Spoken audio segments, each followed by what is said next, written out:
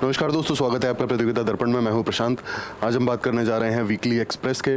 आपसे माफ़ी चाहूँगा, पिछले वीक में थोड़ी सी तबीयत डाउन थी, इसलिए ये वाली वीकली एक्सप्रेस की जो वीडियो है थोड़ी सी लेट आई है आपके पास। बट नेक्स्ट वीडियो से आपके पास वीकली एक्सप्रेस की वीडियो टाइम पर आएगी। आइए डिस्कशन शुरू करते हैं। सबसे पहले हम देखेंगे हाल ही में सिक्किम के जो फ्लड है उससे रिलेटेड न्यूज़ पे बात कर लेते हैं। अब ये जो फ्लड था, ये था आपका ग्लेशियल लेक आउटबर्स्ट फ्लड। क्या होता है ग्लेशियल लेक आउटबर्स्ट फ्लड? तो जो ग्लेशियल लेक्स होती है ना, ग्लेशियल लेक्स, सपोज ये आपका हिल है और यहाँ पर आपका कुछ सर्टेन डेब्री जमा हो जाती है और यहाँ पर पानी भरने लगता है, तो यही हो जाता है आपका ग्लेशियल लेक। अब इस ग्लेशियल लेक में जब पानी बहुत ज़्यादा भर जाता है और पानी के प्रेशर से ये जो डेब्री है ये टूट जाता है, तो एक साथ सारा पानी डाउन स्लोप की तरफ यानी कि डाउन हिल की तरफ नीचे आ जाता है और निचला जो भी एरिया होगा, डाउन साइड का जो भी एरिया होगा, वहां पर फ्लड्स देखने को मिलते हैं। वही होता है ग्लेशियल लेक आउटबर्स्ट फ्लड, क्योंकि जो लेक होती है ये लेक आउटबर्स्ट कर जाती है, कैपेसिटी से ज्यादा पानी आ जाता है और जो भी डेब्री वगैरह ने इस पानी को रोक रखा होता है वो नहीं रोक पाता है आगे और पानी, और इसीलिए आउटबर्स्ट हो जाती है। That's what is glacial lake outburst flood. अब यहाँ पे कौन सी लेक, सिक्किम में कौन सी लेक में ये चीज देखने को मिली? तो ये थी south Lhonak lake. South Lhonak lake की आप हाइट देखेंगे तो ये 17,000 फीट की ऊंचाई पर स्थित है सिक्किम में। और साउथ लोनाक लेक में ग्लेशियल लेक आउटबर्स्ट फ्लड जब देखने को मिला तो इससे जो पानी निकला, जैसा कि मैंने आपको बताया कि ग्लेशियल लेक आउटबर्स्ट फ्लड में क्या होता है कि जो भी एडिशनल मतलब प्रेशर की वजह से, ये हम इस तरीके से देख रहे हैं यहाँ पर, तो यहाँ पे आपका कहीं पानी भरता चला जाता है। यहाँ आपका जो ग्लेशियल डेब्री है, मोरेन्स है, उसकी वजह से काफी डेब्री जमा हो जाती है, इट एक्ट्स एज वॉल। ये इस पानी को रोक के रखती है। लेकिन जब ये पानी बहुत ज्यादा बढ़ जाता है तो कोई ये सीमेंटेड मटेरियल तो है नहीं जो ये पानी बहुत ज्यादा भी बढ़ जाएगा तो इसे रोक के रख पाएगा। सीमेंटेड मटेरियल नहीं होता, ये तो डेब्री है, मोरेन्स है, उसकी वजह से पानी रुका रहता है।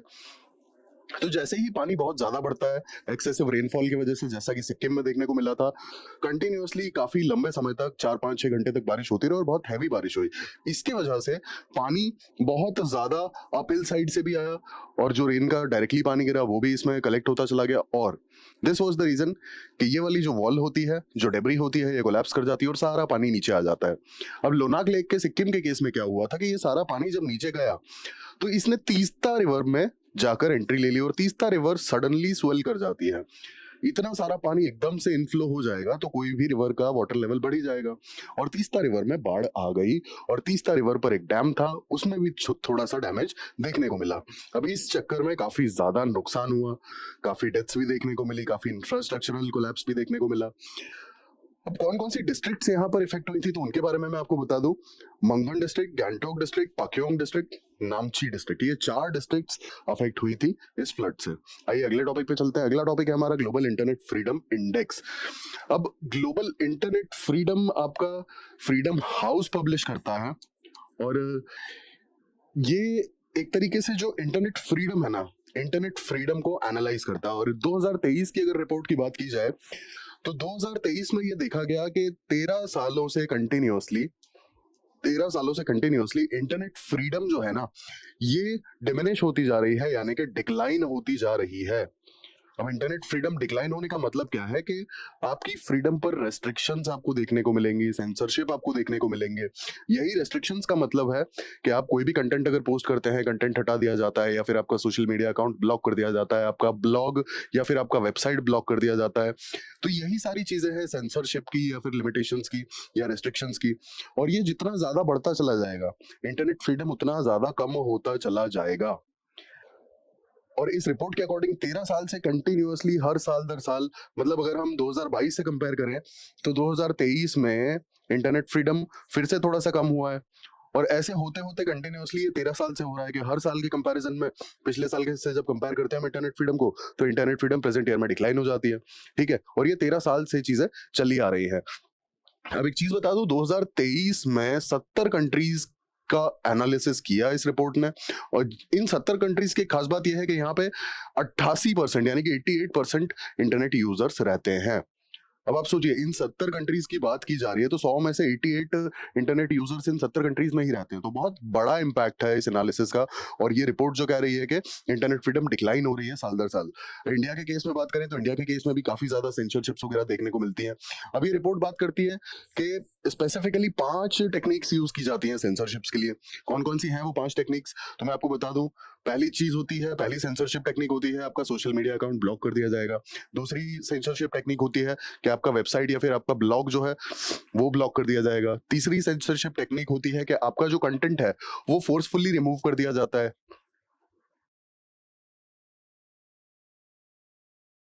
आपका जो कंटेंट है वो फोर्सफुली रिमूव कर दिया जाता है। जैसे आपने कई बार देखा होगा इंस्टाग्राम पर या फिर होता है ट्विटर पर, मतलब कंपनी ही आपका जो कंटेंट है वो फोर्सफुली रिमूव कर देती है कि उनकी जो गाइडलाइंस है प्लेटफॉर्म की उससे मैच नहीं कर रहा है आपका कंटेंट, या फिर लोग ज्यादा रिपोर्ट कर रहे हैं। वेल इन दैट केस आपका जो कंटेंट है वो रिमूव कर दिया जाता है, तो फोर्सफुल रिमूवल है। इसके बाद आपका जो इंटरनेट की एक्सेसिबिलिटी है उस पर भी रिस्ट्रिक्शंस डाल दी जाती हैं। तो कुछ ये 5 सेंसरशिप टेक्निक्स हैं जो यूज की जाती हैं। इंडिया के केस में अगर हम बात करें तो इंडिया के केस में कौन कौन सी सेंसरशिप के लिए बॉडीज हैं, आप सीबीएफसी देख सकते हैं फिल्म सर्टिफिकेशन के लिए। इसके बाद आईटी रूल्स 2021, तो बहुत सारे चीज़ें इंडिया में भी हैं सेंसरशिप से रिलेटेड। नेक्स्ट टॉपिक पे चलते हैं। सरक्का central tribal university approved by central government. Central government ने हाल ही में सरक्का सेंट्रल ट्राइबल यूनिवर्सिटी को एस्टैब्लिश करने की परमिशन दी है। अब ये एक्चुअल में इस खास क्यों है, क्योंकि इस यूनिवर्सिटी का नाम रखा जा रहा है समक्का सरक्का के बेसिस पे। ये एक ट्राइबल फिगर हैं, ये एक फीमेल थी और ये एक फीमेल फाइटर थी, क्योंकि उस समय पर ऐसा कहा जाता है कि ककाटिया डायनेस्टी रूल कर रही थी तेलंगाना में, और ककाटिया डायनेस्टी ने कुछ अनजस्टिफाइड टैक्सेस लगा दिए थे, और ये समक्का इस चीज़ के अगेंस्ट में खड़ी हो गई थी और इन्होंने काफ़ी लड़ाई लड़ी। मैं यहाँ पर आपको एक चीज़ बता दूं कि समक्का, इनके नाम पर एक्चुअल में एक मेला भी लगता है, समक्का सरक्का फेयर। ये हर 2 साल में लगाया जाता है और ये one of the largest fair है। और स्पेसिफिकली कोया ट्राइब जो है, कोया ट्राइब इस फेयर को सेलिब्रेट करती है, इस मेले को सेलिब्रेट करती है। ये मेदाराम जतारा भी कहा जाता है इसे। मेदाराम इस जगह का नाम है। इस फेयर को मेदाराम जतारा भी कहा जाता है और कोया ट्राइब के लोग इस फेस्टिवल को, इस फेयर को ऑर्गेनाइज करते हैं और सेलिब्रेट करते हैं। अब समक्का सरक्का बेसिकली आपकी मदर एंड डॉटर है और काफ़ी ज़्यादा रिस्पेक्टफुल ट्राइबल फिगर्स हैं। कोया ट्राइब की एक चीज़ और मैं आपको बता दूं कि कोया ट्राइब को दौरला सतम भी कहा जाता है, लॉर्ड ग्रुप भी कहा जाता है, पुत्ता दोरा भी कहा जाता है और ओरिजिनल लॉर्ड्स भी कहा जाता है। अगले टॉपिक पे चलते हैं, चाबहार पोर्ट। अब हाल ही में इंडिया और ईरान 10 साल के लिए एक अग्रीमेंट साइन करने जा रहे हैं regarding Chabahar port usage. Chabahar port में आपको बता दूं कि मकरान कोस्ट के पास में लोकेटेड है और सिस्तान और बलूचिस्तान प्रोविंस जो है ईरान की वहां पर लोकेटेड है।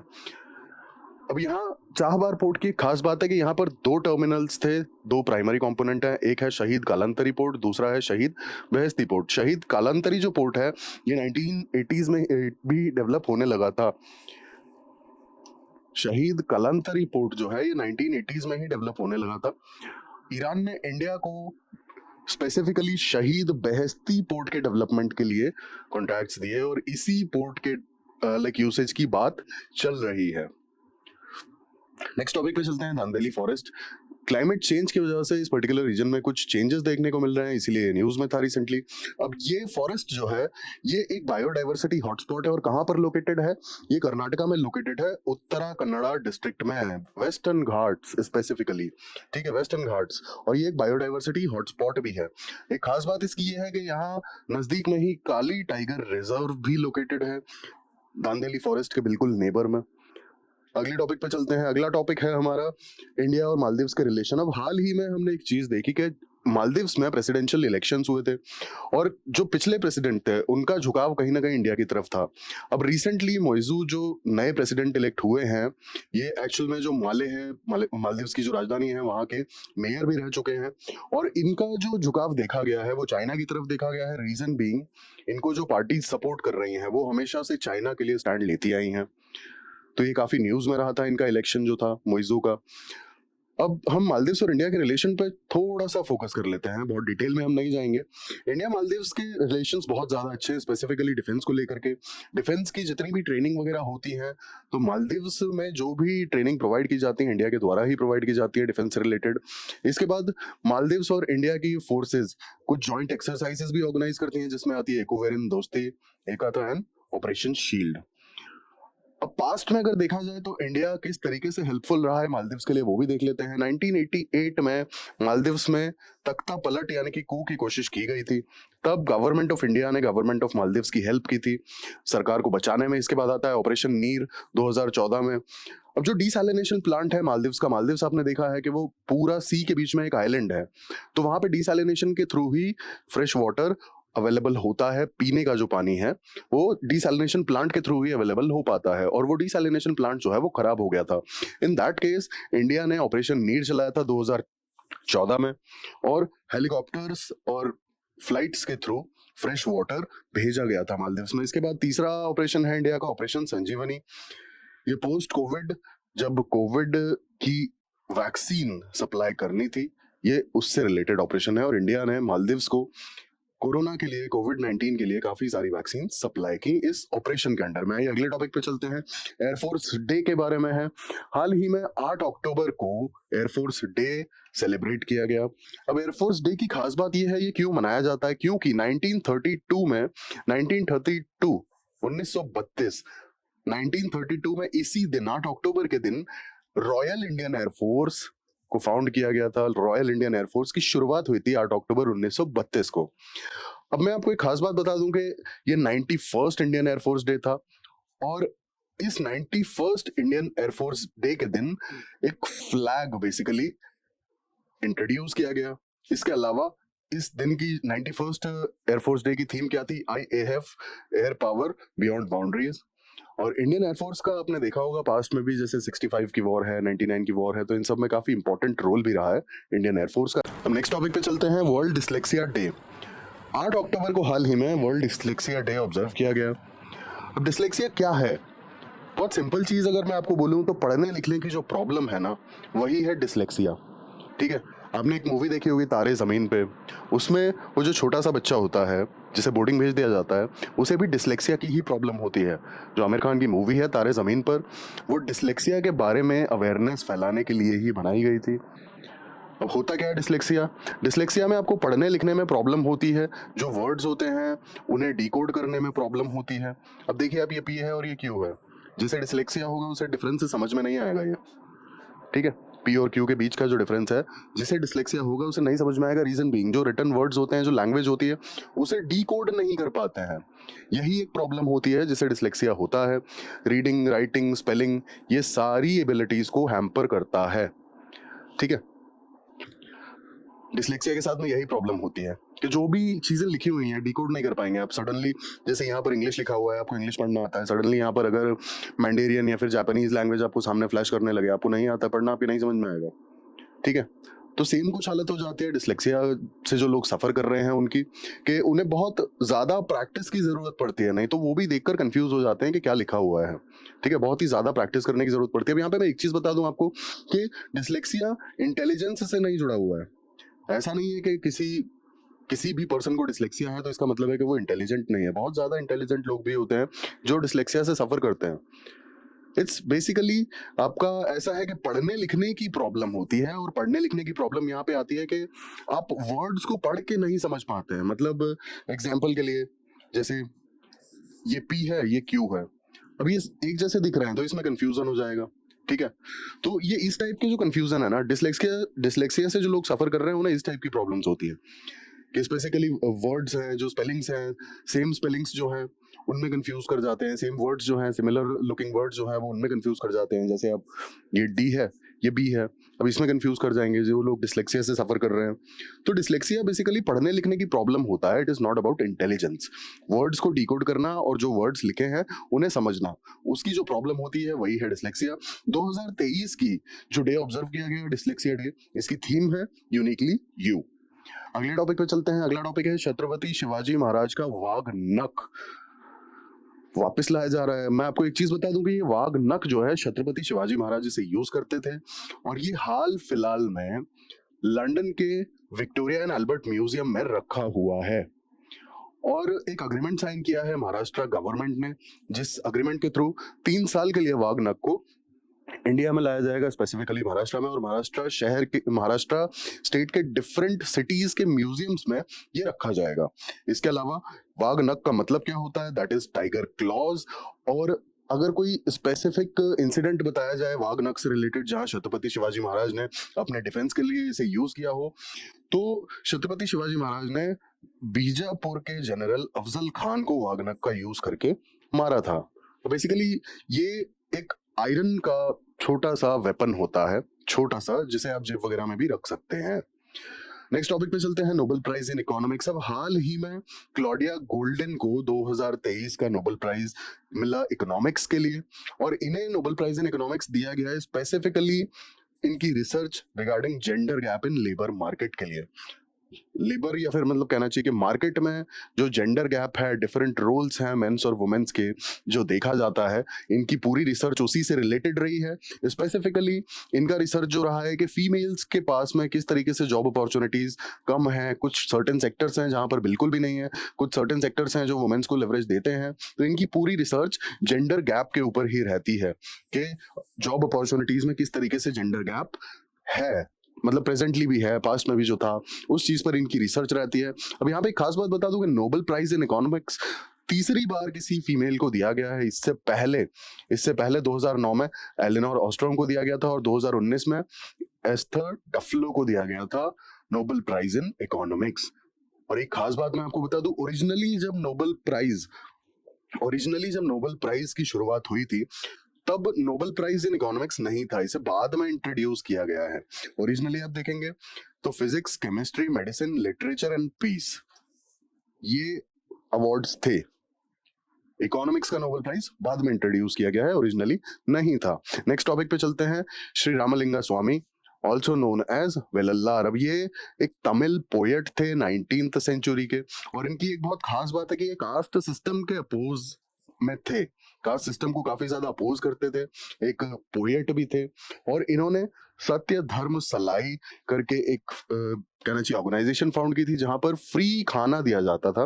और इनकी लेगेसी जो है, इनकी लेगेसी आज भी याद की जाती है, क्योंकि 1872 में इन्होंने सत्य ज्ञान सभा इनॉग्रेट की थी। अगले टॉपिक पे चलते हैं, थर्ड इंटीफादा। इंतिफादा बेसिकली एक अरेबिक वर्ड है, और इसका मीनिंग होता है अपराइजिंग। इसका मीनिंग होता है शेक ऑफ या फिर अपराइजिंग। ठीक है, जो भी पैलेस्टीन की अपराइजिंग हुई है इजराइल के अगेंस्ट में, पैलेस्टीन की जो भी अपराइजिंग हुई है इजराइल के अगेंस्ट में, उसी को इंतिफादा कहा जाता है। अब हाल ही में आपने देखा ही होगा कि गाजा के तरफ से इसराइल पर 5000 से भी ज्यादा मिसाइल्स दाग दिए गए थे 7 अक्टूबर 2023 की सुबह सुबह, और उसके बाद से काफी ज्यादा एस्केलेट कर चुका है इसराइल और पैलेस्टीन का कॉन्फ्लिक्ट। तो इसी बीच में इंतिफादा को जानना जरूरी है, क्योंकि ऐसा एक्सपेक्ट किया जा रहा है कि ये थर्ड इंतिफादा हो सकता है। अब इंतिफादा का मतलब ही है शेक ऑफ या फिर अपराइजिंग, और ये बहुत लंबे टाइम तक चलता है, क्योंकि पहले 2 इंतिफादा में भी ये चीज देखी गई थी। पहला इंतिफादा वाज फ्रॉम 1987 टू 93, दूसरा इंतिफादा वाज फ्रॉम 2000 टू 2005। चलते हैं नेक्स्ट टॉपिक पे, ऑपरेशन कच्छप। अब DRI यानी कि डायरेक्टरेट ऑफ रेवेन्यू इंटेलिजेंस ने हाल ही में एक ऑपरेशन चलाया, ऑपरेशन कच्छप। और इसका मेन एम क्या था? इसका मेन एम था to curb the illegal trade of wild life. अब मैं आपको DRI की एक खास बात बता दूंगी, DRI गवर्नमेंट ऑफ इंडिया की वो एजेंसी है जो इलीगल काम या फिर कहना चाहिए कि स्मगलिंग पर फोकस करती है। अब यहाँ पर एक चीज आप देखेंगे कि ऑपरेशन कश्यप जो चला ना, तो यहाँ पर टर्टल्स की काफी वैरायटीज की इलीगल ट्रेडिंग जो है वो पकड़ी गई, या फिर कहना चाहिए कि स्मगलिंग पकड़ी गई। छोटे छोटे मतलब होता है टर्टल्स के जो बच्चे होते हैं उन्हें स्मगल किया जा रहा था। मल्टीपल वैरायटीज पकड़ी गई हैं, जैसे टेंट टर्टल है, इंडियन फ्लैग स्कल टर्टल है, ब्लैक स्पॉटेड टर्टल है, ब्राउन रूफ्ड टर्टल है। और इनकी एक खास बात यह है कि काफी सारे टर्टल्स की जो वैरायटी है, इनमें काफी सारे टर्टल्स IUCN की रेड लिस्ट के अकॉर्डिंग वल्नरेबल भी हैं। चलते हैं नेक्स्ट टॉपिक पे, मॉनेटरी पॉलिसी कमेटी। हाल ही में मॉनेटरी पॉलिसी कमेटी की मीटिंग हुई थी, और रेपो रेट उन्होंने चेंज नहीं किया, वो 6.5% ही रखा गया है। मॉनेटरी पॉलिसी की एक खास बात बता दूं मैं आपको कि ये जो कमेटी है इसे हेड करते हैं गवर्नर ऑफ आरबीआई, और इसका मेन काम होता है कि जो भी रेपो रेट वगैरह होते हैं उसे फिक्स करना, जिससे के बेंचमार्क इंटरेस्ट रेट्स को ड्राइव किया जा सके और इन्फ्लेशन को कर्व किया जा सके। चलते हैं अगले टॉपिक पे।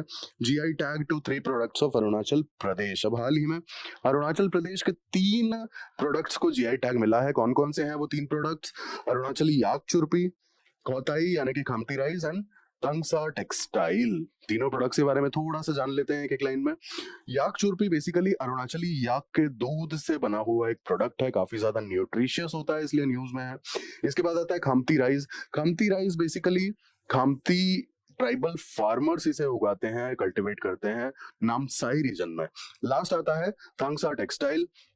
थांगसा टेक्सटाइल थांगसा ट्राइब के लोग जो कि शांगलांग डिस्ट्रिक्ट में रहते हैं, ये लोग इसे बनाते हैं, टेक्सटाइल प्रोडक्ट्स बनाते हैं। अगले टॉपिक पे चलते हैं। श्रीलंका IORA की चेयरमैनशिप लेने जा रहा है। अब मैं यहाँ पे एक चीज आपको बता दूं कि IORA की 23rd काउंसिल ऑफ मिनिस्टर्स की जो मीटिंग है ये 11 अक्टूबर से शुरू होने जा रही है, और श्रीलंका यहाँ पर अपनी चेयरमैनशिप लेगा अगले 2 सालों के लिए, यानी कि 2023 से 2025 तक। अब अभी तक किसके पास में थी चेयरमैनशिप? तो वो थी बांग्लादेश के पास में, जो कि नवंबर 2023 में खत्म होने जा रही है। मेंबर्स की बात करें तो यहाँ पर 23 मेंबर्स हैं कुल मिला के। ऑब्जर्विंग मेंबर्स अलग से हैं। मेंबर्स में आते हैं Australia, Bangladesh, Comoros, France, India, Indonesia, Iran, Kenya, Madagascar, Malaysia, Maldives, Mauritius, Mozambique, Oman, Seychelles, Singapore, Somalia, south Africa, Sri Lanka, Tanzania, Thailand, UAE and Yemen. और मॉरिशस में इसका सेक्रेटेरिएट है IORA का। IORA की एक खास बात बता दूं, 1997 में इसे स्टार्ट किया गया था और इसका मेन जो एम था वो था सोशियो इकोनॉमिक कोऑपरेशन। अगले टॉपिक पे चलते हैं। अगला टॉपिक है SYL कनाल। अब हाल ही में सुप्रीम कोर्ट का एक वर्डिक्ट आया है कि पंजाब गवर्नमेंट को SYL कनाल यानी कि सतलज यमुना लिंक कनाल पर अपना काम करना शुरू कर देना चाहिए और कंस्ट्रक्शन स्टार्ट कर देनी चाहिए। अभी बहुत लंबा टॉपिक है, इसकी टाइमलाइन अगर बहुत डिटेल में हम जानेंगे तो उसके लिए हमें अलग से वीडियो बनाएंगे उस पर। फिलहाल शॉर्ट में बता देता हूँ। इंडस वाटर ट्रीटी आता है जिसके through Ravi, Beas and Sutlej river का पानी इंडिया को मिल जाता है, और 1966 में हरियाणा जो है पंजाब से अलग हो जाता है। हरियाणा इसके बाद डिमांड रखता है कि हमें सतलज रिवर का पानी चाहिए क्योंकि हमारे यहाँ पानी की कमी है, और ये कहता है कि हम सतलज रिवर से एक कनाल बनाएंगे जो कि यमुना कनाल में जाके मिल जाएगी। कुछ इस तरीके का सतलज रिवर से पानी डाइवर्ट करके और यमुना कनाल में लाके हम लिंक कर देंगे। यही है सतलज यमुना लिंक कनाल। अब 1966 से ये इशू उसके बाद से ही स्टार्ट हो जाता है। स्टेट्स में कुछ बातें होती हैं बट पंजाब में प्रोटेस्ट होते हैं। इसके बाद फाइनली राजीव गांधी की गवर्नमेंट आती है, वो कुछ कमिटीज इस्टेब्लिश करती है कि इस पर स्टडी होगी। इसके बाद 2002 से 2004 के बीच में सुप्रीम कोर्ट का वर्डिक्ट भी आता है कि ये काम पूरा होना चाहिए, और पंजाब गवर्नमेंट इस पर एक एक्ट पास करती है कि हम शेयरिंग जो भी हमारे शेयरिंग एग्रीमेंट्स हैं, वाटर शेयरिंग एग्रीमेंट्स हैं, उन्हें हम टर्मिनेट करते हैं। तो पंजाब असेंबली ऐसा एक एक्ट पास करती है और फाइनली सुप्रीम कोर्ट 2016 में ऐसे हर एक्ट को क्वैश कर देता है, खारिज कर देता है कि ऐसा कोई भी एक्ट वैलिड नहीं है। और उसके बाद से SYL कनाल के कंस्ट्रक्शन की शुरुआत की बात फिर से होती है। यहाँ पर एक खास बात मैं आपको बता दूं कि हरियाणा में SYL का जो भी कंस्ट्रक्शन का काम है वो कंप्लीट हो चुका है, पंजाब में नहीं हुआ है। काफी ज्यादा वाइड प्रोटेस्ट देखने को मिले थे इसीलिए। अगले टॉपिक पे चलते हैं। 19th Asian games 2023। 19th Asian games जो है हांगजू चाइना में ऑर्गेनाइज किए गए थे, और इंडिया की तरफ से जो फ्लैग बेयरर थे वो थे हॉकी प्लेयर PR श्रीजीश। अब 20th जो एशियन गेम्स हैं ये जापान में होंगे 2027 में। अब एक खास बात मैं आपको बता दूं कि इंडिया की मेडल टैली में जो है 4th रैंक रही है। फर्स्ट पे कौन है? चाइना। इंडिया को कुल 107 मेडल मिले हैं जिसमें से 28 गोल्ड है, 38 सिल्वर हैं और 41 ब्रॉन्ज हैं। अगले टॉपिक पे चलते हैं, ऑपरेशन अजय। अब जैसा कि हमने अभी देखा था कि रिसेंटली हमास ने इसराइल पर अटैक कर दिया, और इसीलिए इसराइल में जो भी इंडियन सिटीजन्स हैं उन्हें सकुशल वापस लाने के लिए ऑपरेशन अजय को लॉन्च किया है गवर्नमेंट ऑफ इंडिया ने, और एक 24 आवर कंट्रोल रूम बनाया जाएगा इसके लिए मिनिस्ट्री ऑफ एक्सटर्नल अफेयर्स में, और सिटीजन्स को काफ़ी हेल्प की जाएगी वापस आने के लिए। नेक्स्ट टॉपिक पे चलते हैं, ग्लोबल हंगर इंडेक्स 2023। हाल ही में ये इंडेक्स रिलीज किया गया, और इस इंडेक्स को रिलीज करने के बाद ये चीज सामने आती है कि इंडिया की जो रैंक है 125 कंट्रीज में इंडिया की रैंक आती है 111वीं 111। अभी बहुत ज्यादा कंसर्न वाली बात हो जाती है कि इंडिया ग्लोबल हंगर इंडेक्स में इतना नीचे क्यों है। तो हम देख लेते हैं क्या इश्यूज हैं। अब सबसे पहले मैं आपको ये बता दूं कि ये रिपोर्ट जो है ये एनुअली निकाली जाती है कंसर्न वर्ल्ड वाइड और एक जर्मन ऑर्गेनाइजेशन है वेल्थ हंगर हेल्थ। ये दोनों ऑर्गेनाइजेशंस मिलकर कुछ स्टडी करती है और उसके बेसिस पे ये इंडेक्स निकाला जाता है। अब इस इंडेक्स में एक खास बात ये है कि यहाँ पे अंडर न्यूट्रिशन या फिर माल न्यूट्रिशन को भी देखा जाता है, चाइल्ड मोर्टेलिटी को भी देखा जाता है, स्टंटिंग को भी देखा जाता है, वेस्टिंग को भी देखा जाता है। ठीक है, wasting, stunting, mortality, under nutrition, ये सारे फैक्टर्स, ये सारे पैरामीटर्स कंसीडर करने के बाद इस रिपोर्ट को निकाला जाता है। अब इस रिपोर्ट के स्कोर की अगर बात करें तो स्कोर अगर जीरो है तो मींस जीरो हंगर है, और स्कोर अगर 100 है मींस वर्स्ट स्कोर है। इंडिया के नेबरिंग कंट्रीज की अगर बात करें तो नेबरिंग कंट्रीज में पाकिस्तान की, बांग्लादेश की, नेपाल की, श्रीलंका की, सभी की रैंक हमसे बेटर है। और इंडिया का जो स्कोर है ना, इंडिया का 2023 में जो स्कोर है वो है 28.7, जो कि एक सीरियस कैटेगरी का स्कोर है। और जैसा कि मैंने आपको बताया था कि जीरो का जो स्कोर होता है दैट मीन्स जीरो हंगर, और जितना ये 100 के पास जाता जाएगा उतना स्कोर वर्स्ट होता जाएगा। तो आप देख सकते हैं इंडिया का जो स्कोर है ये 28.7 है, जो कि एक सीरियस कैटेगरी का स्कोर है। और वर्स्ट कैटेगरी जो आती हैं 100 के आसपास वाले जो स्कोर हैं, या फिर जो बहुत ही वर्स्ट है मतलब हंगर में, जहाँ पे बहुत इन कंट्रीज़ की रैंक जो है लास्ट 5 या 10 में है बॉटम पे, तो ये अधिकतर है सेंट्रल अफ्रीकन कंट्रीज़ हैं, या फिर यमन। तो ये थी हमारी आज की वीकली एक्सप्रेस की डिस्कशन। आई होप आपको टॉपिक्स अच्छे लगे होंगे और वीडियो अच्छी लगी होगी। कमेंट करके प्लीज़ बताएं कमेंट सेक्शन में। थैंक्स फॉर वॉचिंग, और प्लीज़ सब्सक्राइब करें, लाइक करें, शेयर करें, और ऐसी इन्फॉर्मेटिव वीडियोस के लिए हमारे साथ जुड़े रहें। Thank you.